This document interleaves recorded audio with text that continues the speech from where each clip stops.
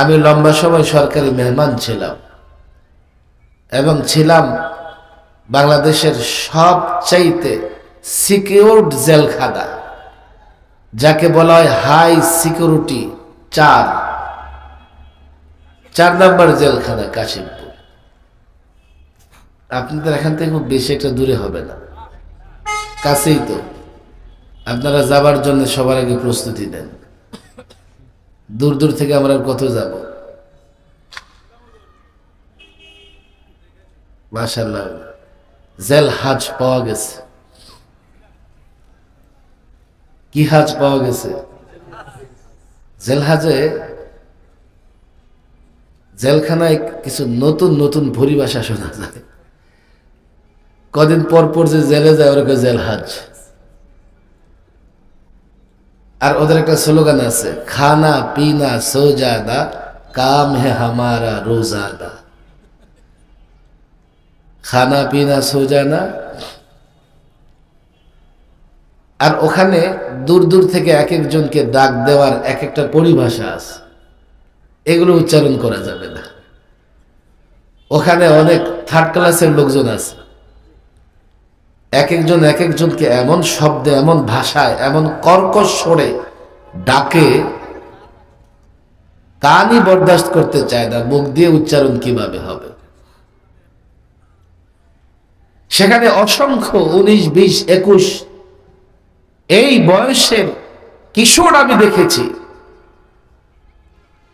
যাদেরকে দেখে মনে হয়েছে ওরাও কোনো ভদ্রঘরের সন্তান, যাদের দেখে মনে হয়েছে ওদের মা ওদেরকে যখন জন্ম দিয়েছে এই আশাই রেখেছিল আমার সন্তান ভদ্র হবে, ভালো হবে, হাফেজ হবে, আলেম হবে, ভালো মানুষ হবে, বড় হয়ে আমার খেদমত করবে।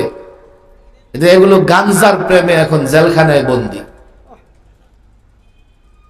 কিশোর গ্যাং আপনারা জানেন না। আপনি আজকে এলাকায় গিয়ে লক্ষ্য করবেন 4-5টা যুবক একসঙ্গে গলায় গলা মিলাইয়া হাঁটতে থাকে, আছে না নাই? এগুলো একসঙ্গে মিলে শুধু ভালো কাজ করে। গাছের নারিকেল থেকে শুরু করে পেঁপে, চাল কুমড়া, সিম, টমেটো যা আছে যখন যেটা পায় চুরিও করে। কথা ঠিক না বেঠে? আবার 2 গ্রুপ মিলে ঝগড়াও করে। পর্যায়ক্রমে অপরাধ করতে করতে এক সময় তারা গ্যাংয়ে রূপান্তরিত হয়। চোখের সামনে আমাদের প্রজন্ম, ভবিষ্যৎ প্রজন্ম নষ্ট হয়ে যাচ্ছে। আমি বলি, নষ্ট হওয়ার পেছনে 2টা কারণ। এক, আমাদের শিক্ষার নামে কুশিক্ষা, আরেক হচ্ছে আমাদের সমাজ ব্যবস্থা, ঘুরে ধরা সমাজ ব্যবস্থা। এখন আর মুসলিম সোসাইটি, মুসলিম সমাজ ব্যবস্থা আছে কথা বলা যায় না। সমাজ ব্যবস্থায় এতটাই পচন ধরেছে, এতটাই পচন ধরেছে সমাজ ব্যবস্থায়, ভদ্র মানুষের জন্য এখন আর এই সমাজে থাকাই সম্ভব না।